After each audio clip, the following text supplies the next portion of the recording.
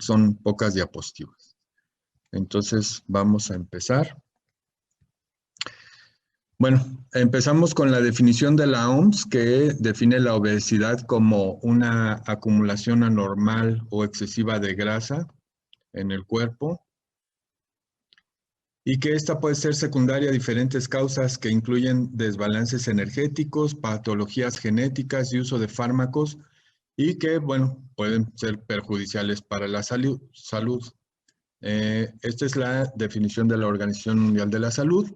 La Federación Mundial de la Obesidad, que es la WOF por sus siglas en inglés, la refiere como una enfermedad crónica, recurrente y progresiva que requiere de atención inmediata para su prevención y control.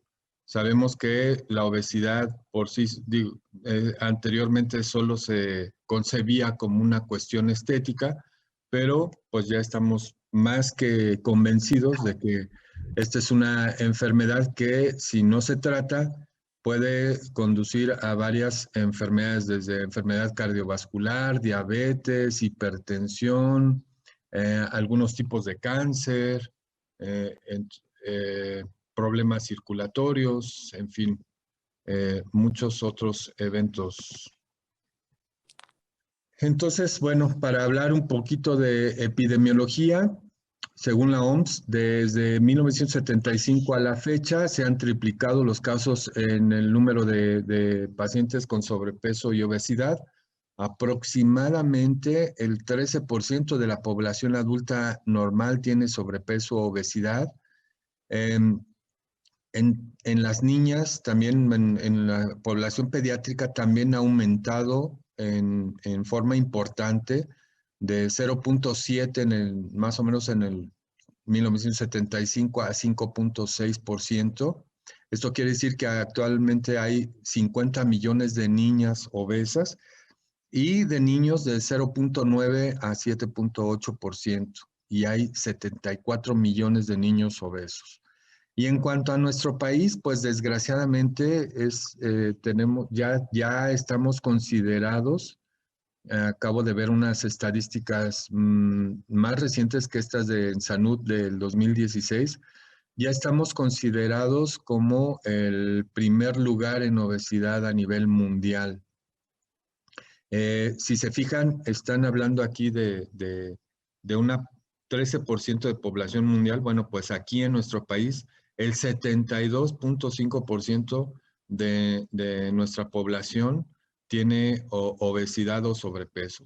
Específicamente 39.2% por ciento de sobrepeso y 33.3% de obesidad. En cuanto a diferencias en cuanto a género, es un poquito más la obesidad en mujeres, 69.4 en hombres, 75.6 en mujeres. Y algo que también ha estado cambiando, antes, por ejemplo, la obesidad se daba mucho más frecuente en áreas urbanas que en rurales, y prácticamente ya están igual. ¿Qué quiere decir esto?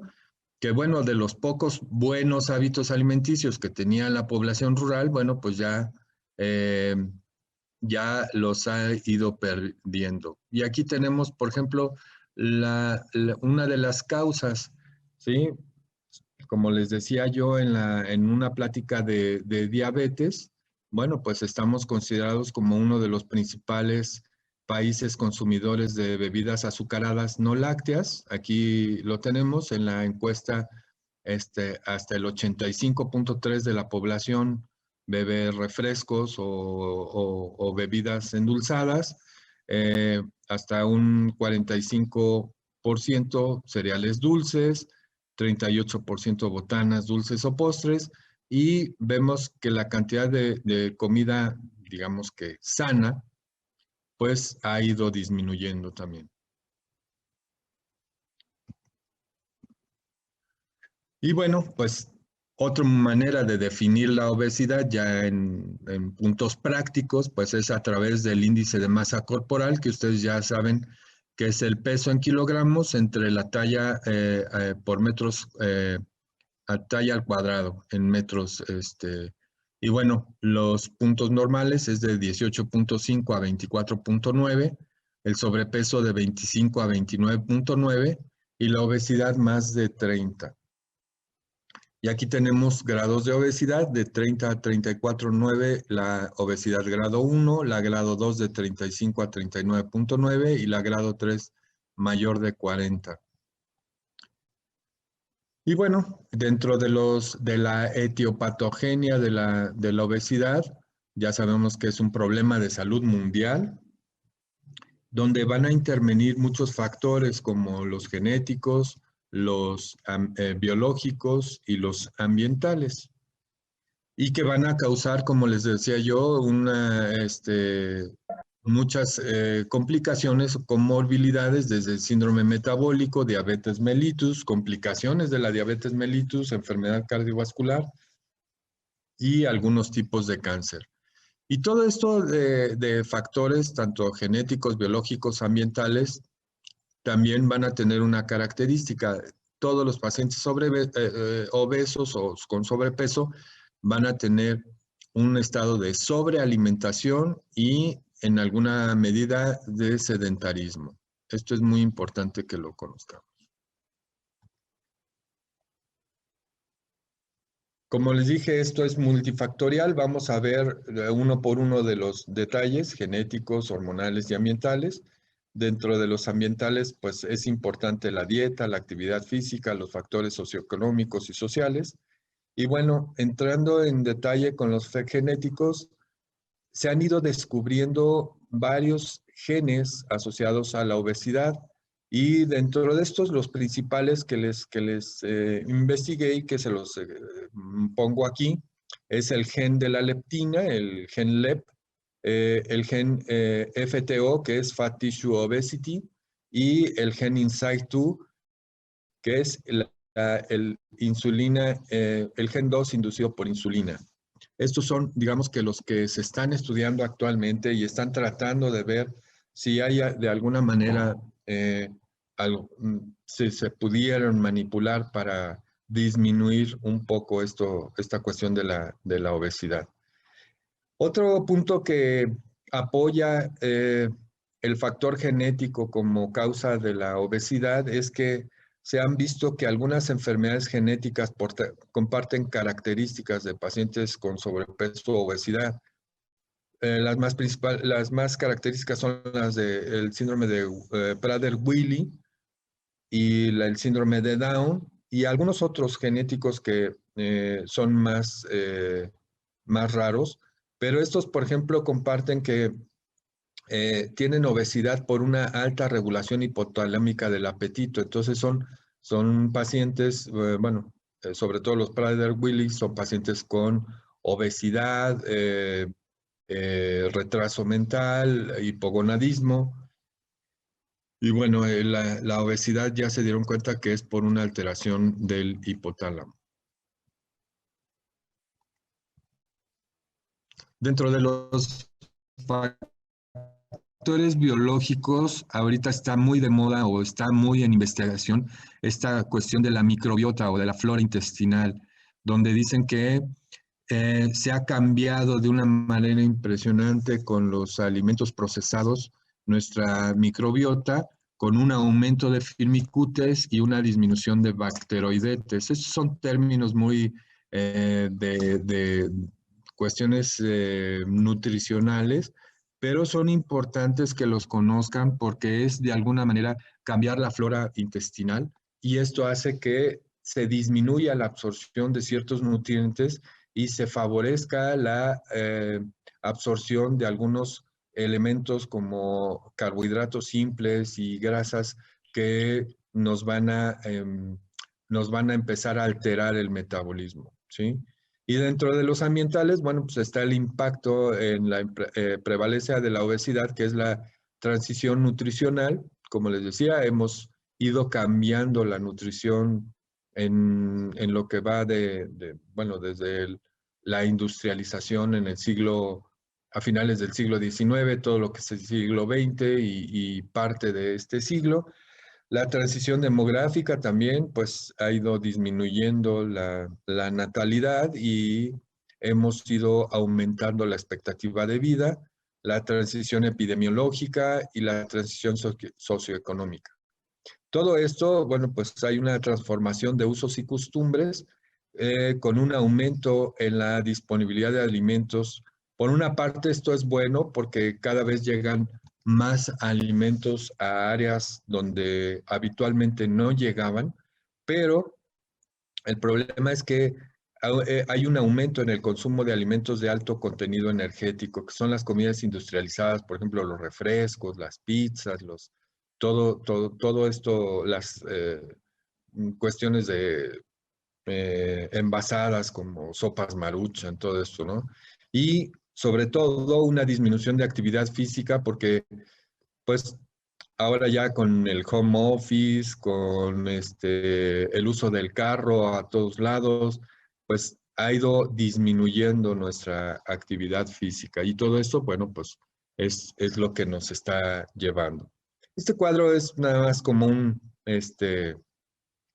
resumen de lo que he estado mencionando, donde hay factores genéticos, factores ambientales, estilo de vida, este, y que todo prácticamente va a interferir hacia un estado de sobrepeso o obesidad. Bueno, aquí les quería presentar esto. Esto es de un libro que hicieron un fotoperiodista y una escritora, es Peter Menzel y Fat de Alucio, y escribieron este libro, más bien es de ilustraciones.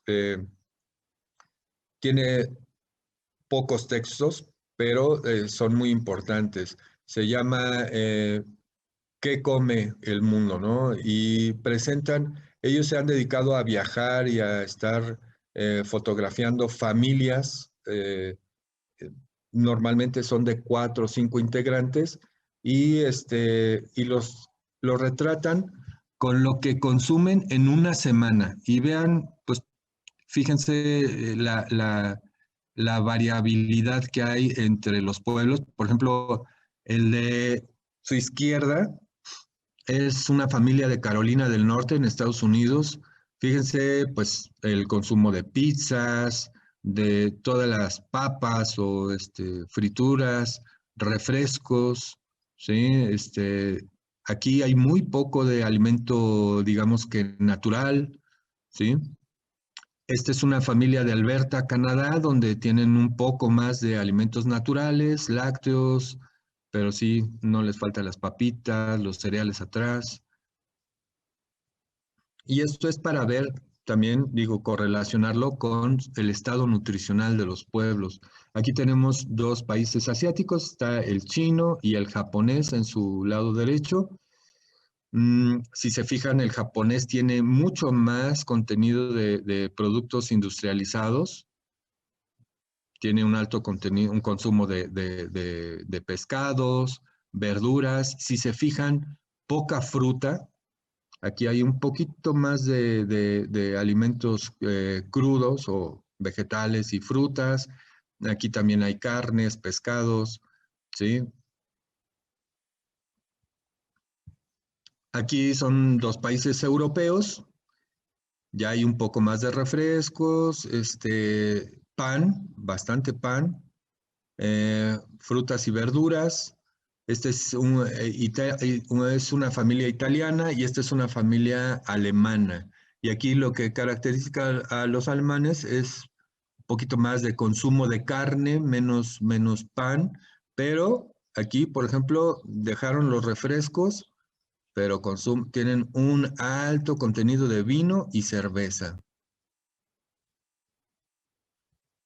Y bueno, esto es contrastante. Esta es una familia de Chad, de la República del Chad en África, donde pues prácticamente comentan que viven con una comida más o menos de $3 a la semana y su plato principal es una sopa de cordero con semillas y frutas, ¿no? Y algo de frutos. Entonces, vean, pues obviamente aquí no hay refrescos, no hay cervezas, no hay vino, hay puros granos y alguna semilla.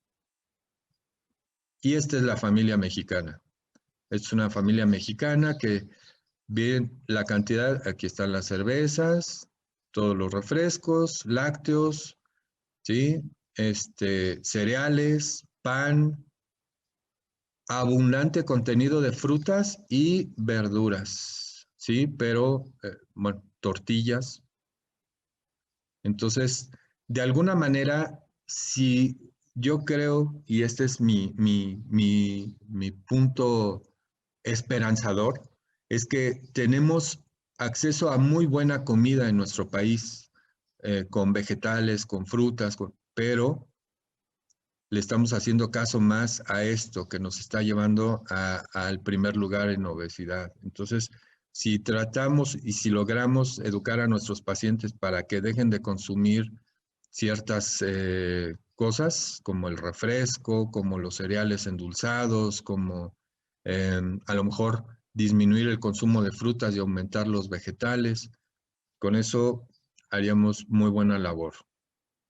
Y bueno, dentro de la fisiopatología de la obesidad, pues se dice que hay un desbalance entre el gasto que tenemos y el aporte que conseguimos con los alimentos. Y el aporte que conseguimos ya sabemos que es principalmente a través de los carbohidratos, de las grasas y las proteínas. Y sabemos que los carbohidratos es el principal suministro de energía y que de alguna manera esta es una energía fugaz que se va rápidamente, ¿sí? Pero también que si estamos en un estado de reposo o de sobrealimentación, estos carbohidratos se van a ir almacenando en forma de grasas en el hígado, ¿sí? Y en un estado de ayuno o en algún estado donde nos va a requerir mayor consumo de energía, estas grasas se van a movilizar a partir del hígado a carbohidratos.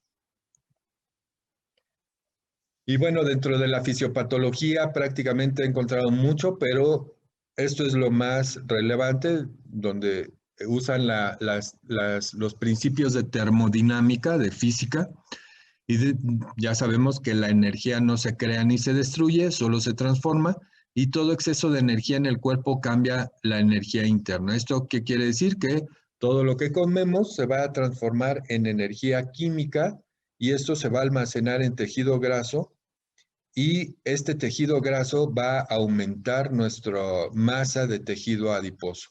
Y aquí está una, digamos que, fórmula donde dice que el gasto energético total es igual al gasto energético basal, que es el de reposo, más el gasto energético de actividad física, más el gasto energético de termodinámica. Sí, este es, por ejemplo, este es lo que utiliza, el gasto que utiliza eh, para hacer la respiración, para que lata nuestro corazón, ¿sí? Esa es prácticamente esta fórmula. Entonces ya tenemos que tener una regulación entre el gasto energético y la ingesta y vamos a ver qué factores van a intervenir en esta regulación o en este balance. Principalmente está el sistema nervioso central. Ya habíamos dicho que el hipotálamo es el que tiene los centros de hambre y saciedad, el sistema digestivo a través del hígado y páncreas y el adipocito, que como les decía yo anteriormente en alguna plática, el adipocito pues se concebía nada más como tejido graso, como algo que nos sobraba, pero que no tenía mayor funcionalidad. Y en los últimos 30 años se ha descubierto una gran cantidad de funciones del adipocito. Principalmente tiene tres, que es el de almacén de energía, liberación de energía y ahí tiene una función endocrina o metabólica. Y estas son algunas características del adipocito. Puede cambiar su diámetro hasta 20 veces, perdón. Puede aumentar su volumen hasta en 1000 veces Cada adipocito es capaz de almacenar en su interior triglicéridos, aproximadamente 0.5 microgramos en cada célula. Este proceso se llama esterificación y lo va a realizar a través de las lipoproteínas lipasas principalmente. El número promedio de adipocitos en el cuerpo humano, en una persona normal, es de 30 a 60 por 10 a la 9. ¿Qué quiere decir? Que es de 30 a 60 mil millones de adipocitos. Y esto, haciendo un cálculo, si es esta cantidad de 30 a 60 mil millones de adipocitos y cada adipocito puede contener 0.5 microgramos de triglicéridos, bueno, estamos hablando que pudiera haber un volumen graso de 15 kilos en un cuerpo de 70 o 135 mil kilocalorías. Y entonces vamos a ver cómo participan algunas sustancias, algunos péptidos para favorecer o impedir estados de sobrepeso u obesidad. Entonces, el principal y el que también últimamente se ha investigado mucho es la leptina, que es un péptido de 167 aminoácidos y que este péptido va a tener similitud entre especies diferentes. Se dice que nosotros tenemos un 84-83% de similitud con la leptina de la rata y de los ratones de laboratorio. Y bueno, es a través del hipotálamo donde la leptina va a ejercer un efecto controlador de la homeostasis energética, modulando la ingesta calórica. Esto va a provocar la activación de sistemas efectores catabólicos, que es contrarrestando el balance energético positivo. Todo esto se va a traducir en una reducción de adiposidad por inhibición del apetito. Va a tener un efecto anorexigénico, o sea, va a disminuir o a inhibir el apetito a través de un receptor del núcleo, en el núcleo infundibular del hipotálamo. Y estas también son unas acciones de la leptina. Va a disminuir la secreción del péptido, del neuropéptido Y, que a diferencia es un estimulador del apetito endógeno muy potente. Va a disminuir la secreción del péptido relacionado a Guti, que es un antagonista de receptores de melanocortina 1 y 4, que estos son reguladores del apetito.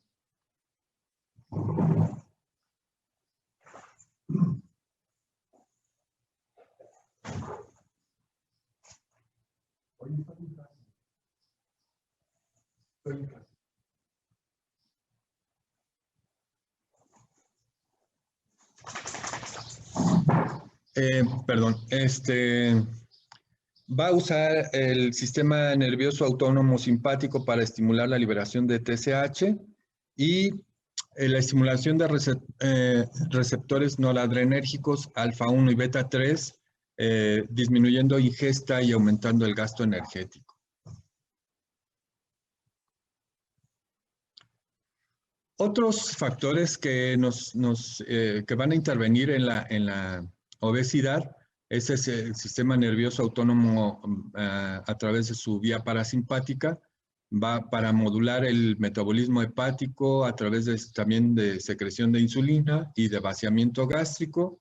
Otros son los estímulos olfatorios y gustativos, que son señales que se integran y se procesan en el sistema nervioso central y van a liberar neurotransmisores que modulan la ingesta.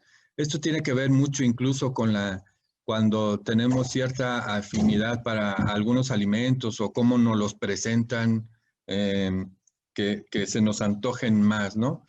Y esto tiene que ver mucho el primer neurotransmisor que conocemos, es la serotonina. Y aquí tenemos algunos conceptos de los receptores de serotonina que regulan la cantidad de alimento ingerido, regulan la selección de macronutrientes y esta estimulación a nivel hipotalámico va a reducir la ingesta calórica, particularmente de las grasas, cuando se estimula esta serotonina. Otros péptidos es la hormona estimulante de la melanocortina alfa, que es, hormona estimulante del melanocito alfa, y es un péptido anorexigénico. Está sintetizado por el núcleo arcuado y se distribuye principalmente en el sistema nervioso central. Su administración en el sistema ventricular causa disminución del apetito y aumento de termogénesis. Otro péptido es el neuropéptido Y, donde su función principal es aumentar la ingesta de alimentos y es el neurotransmisor más potente de acción anabólica. O sea, este es contrario, este va a estimular el apetito, los otros los van a inhibir.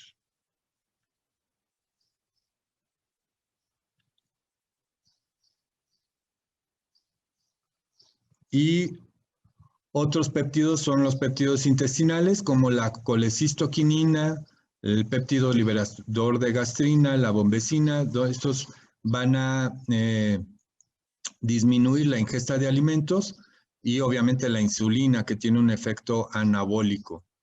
Por otro lado está la grelina, que va a tener este es un péptido con efecto orexigénico, va a actuar a nivel del hipotálamo a través de 3 vías: la circulatoria, que llega a través de la sangre, pasando por la barrera hematoencefálica hasta el hipotálamo. Otra es por vía del estómago, a través del nervio vago, que va a ir del estómago al hipotálamo.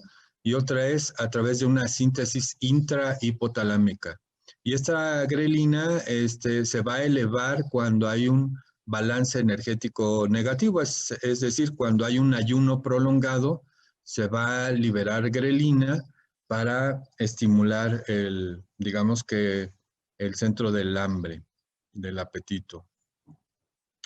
Y también tenemos estos péptidos que ya hemos hablado en algún momento de ellos, que son péptidos gastrointestinales relacionados con la saciedad, que es el péptido insulinotrópico dependiente de glucosa, que es capaz de inducir una secreción de insulina ante elevaciones de la glucosa.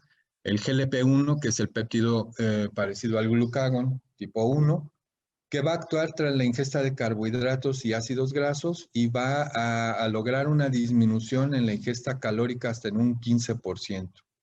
Y el péptido Y, que es sintetizado por células del tracto gastrointestinal, principalmente en colon y recto, pero también se sintetiza, se ha hallado en estómago, páncreas y sistema nervioso central, y va a secretar se secreta en función de una ingesta calórica, principalmente alimentos con grasas, con alto contenido de grasas. Y este péptido Y va a facilitar la absorción de nutrientes mediante el vaciamiento gástrico y el tracto gastrointestinal. Otro es el glucagón, que estimula la degradación de glucógeno y la gluconeogénesis. Y otro es la enterostatina, que disminuye la ingesta de grasas y produce saciedad. Como ven, son bastantes péptidos, tanto intestinales como del sistema nervioso, que van a actuar en un balance entre el hambre y la saciedad. Y hay también otros sistemas eferentes del control de peso corporal, como es el sistema endocrino, y ya vimos con todas estas clases que hemos tenido, por ejemplo, la hormona del crecimiento, que va a estimular el factor de crecimiento insulinotrópico tipo 1 para un crecimiento lineal. Esto sobre todo en la infancia, y también la tiroides, a través de sus hormonas, va a lograr una síntesis de proteínas y va a favorecer el crecimiento. Posteriormente, en la pubertad, bueno, pues están las hormonas gonadales, como la testosterona y los estrógenos. La testosterona va a aumentar el peso corporal magro en relación a la grasa, y los estrógenos van a tener digamos que la acción contraria. Va a aumentar el peso corporal, pero a expensas de grasa.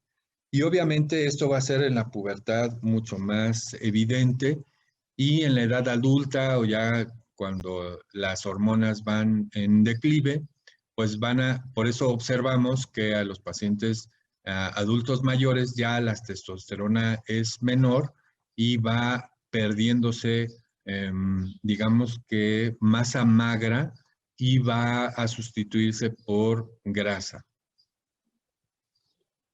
En cuanto a los glucocorticoides, bueno, pues van a tener un control neuroendocrino de la ingesta y consumo energético, y la insulina, pues ya vimos que actúa como un anabólico. Del sistema neurovegetativo, bueno, pues vemos que va a tener también una regulación de secreciones hormonales y de la termogénesis. Y este también es un cuadrito como, digamos que, como un resumen de todo lo que hablé, de todas las péptidos que actúan, dónde actúan y si son inhibidores del apetito o estimuladores del apetito. Acuérdense que orexigénico es que estimula el apetito, anorexigénico que lo inhibe. Y bueno, pues si tenemos un paciente con sobrepeso o obesidad, ¿cómo lo vamos a evaluar? Bueno, principalmente, como les había dicho en otras clases, a través de una buena historia clínica, principalmente viendo los factores, los antecedentes heredofamiliares.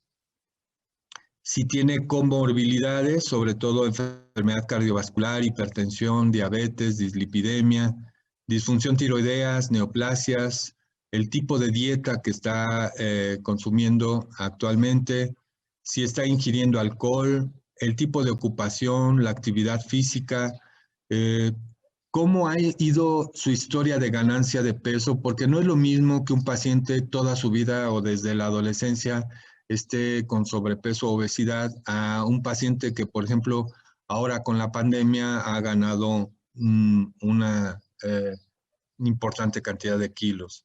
Si ha tenido tratamientos previos para sobrepeso o obesidad,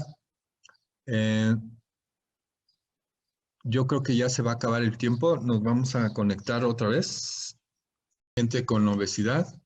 Ya vimos la importancia de los antecedentes heredofamiliares, algunos antecedentes patológicos. En cuanto a la exploración física, pues obviamente tenemos que pesar y medir a nuestro paciente, tocarle el índice de masa corporal. Y los textos en cuanto a obesidad dicen que no es nada más decir si es un paciente con sobrepeso, con obesidad, tenemos que ver qué tipo de obesidad tiene, porque finalmente la obesidad abdominal es la que más va a tener comorbilidades, y entonces tenemos que medirle la cintura a los pacientes. Ya sabemos que hay una obesidad abdominal y una obesidad periférica. Entonces tenemos que medirles la cintura, y el punto de corte es 88 centímetros para mujeres y 102 para hombres. Y también tenemos que buscar algunos datos de trastornos del sueño que pueden ir desde roncopatías hasta apneas del sueño, problemas respiratorios. Hay una enfermedad que se llama neumopatía restrictiva en los obesos que no pueden respirar adecuadamente. Si tienen enfermedades articulares, porque de alguna manera, ¿cómo les vamos a poder digamos que pedir que hagan ejercicios si tienen un problema en caderas o en rodillas por su obesidad, problemas de insuficiencia venosa?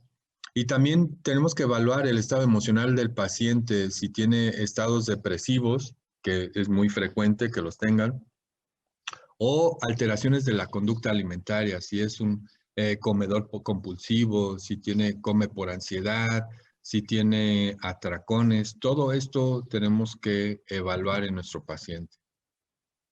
Y buscar clínicamente datos de algunas otras comorbilidades que también lo pudieran estar favoreciendo a su obesidad, como es el síndrome de Cushing, que ya lo hemos comentado en algunas ocasiones, alguna disfunción tiroidea como el hipotiroidismo, acantosis, que son datos de resistencia a la insulina, crecimiento hepático, si ya tiene algún dato de hígado graso, insuficiencia venosa periférica, dificultad respiratoria, los que les comentaba yo, alguna alteración en pulsos periféricos o cardiopatías.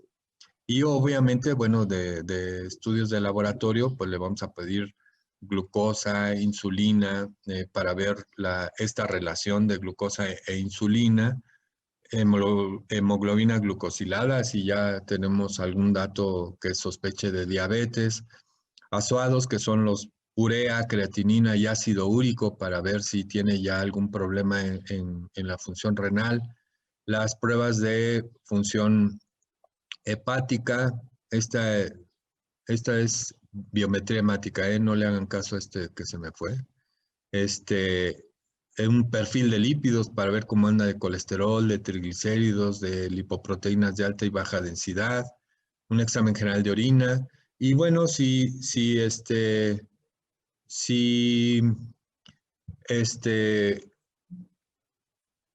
sospechan clínicamente, pues hay que pedir algunas pruebas para determinar si tiene el síndrome de Cushing o hipotiroidismo.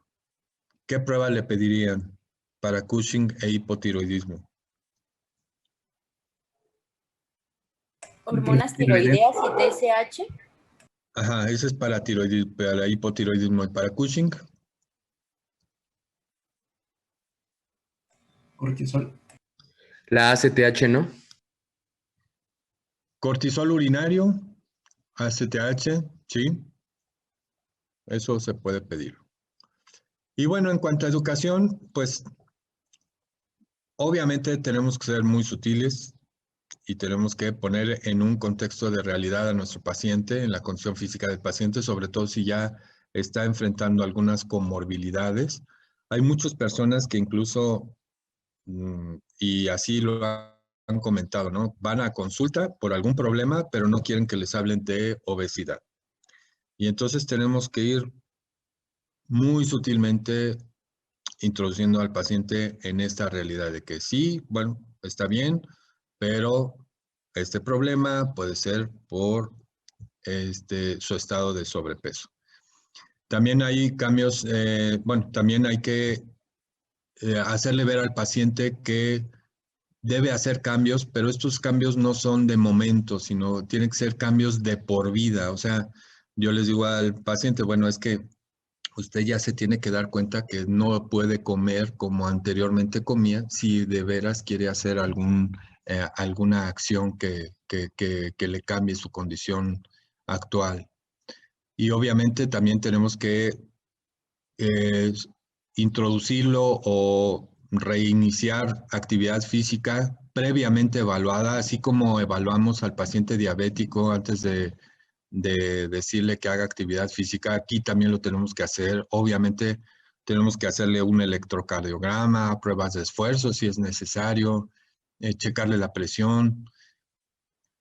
Y también hacerle ver que las estrategias a corto plazo no son las más convenientes, ¿sí? Porque mucha gente quiere o acude al consultorio para que lo baje 5 kilos de peso en lo que le queda el vestido de 15 para los 15 años de su hija. O eso no pueden aceptarlo ni prestarse ustedes como médicos a hacerlo.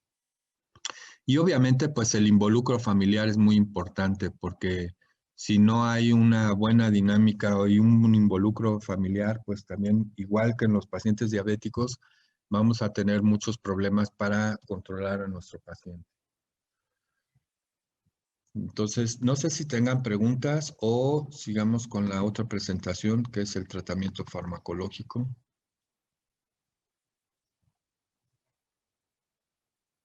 Doctor, ¿qué tan común es encontrar una persona con hipotiroidismo que no presente bocio, pero que sí presente algunos otros síntomas? Muy frecuente, más de lo que te imaginas.